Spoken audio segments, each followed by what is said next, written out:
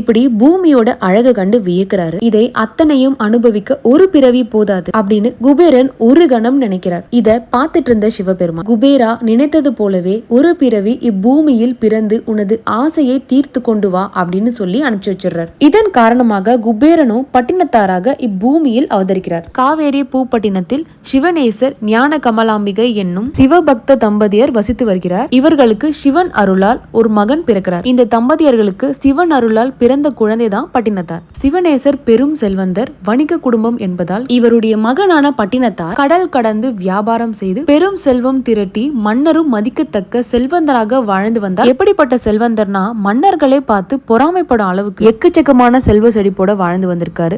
Example பாத்தீங்கன்னா அம்பானி மாதிரி வாழ்ந்திருக்காருங்க அந்த காலத்திலேயே. இவருடைய இயற்பெயர் பாத்தீங்கன்னா ஸ்வேதராணியன். பெரும் செல்வந்தராக வாழ்ந்த இவரின் பெயரை சொல்லி அழைக்க தயங்கிய மக்கள் இவரை பட்டினத்தார் என்றே அழைத்தார்கள். பட்டினத்தார் தனது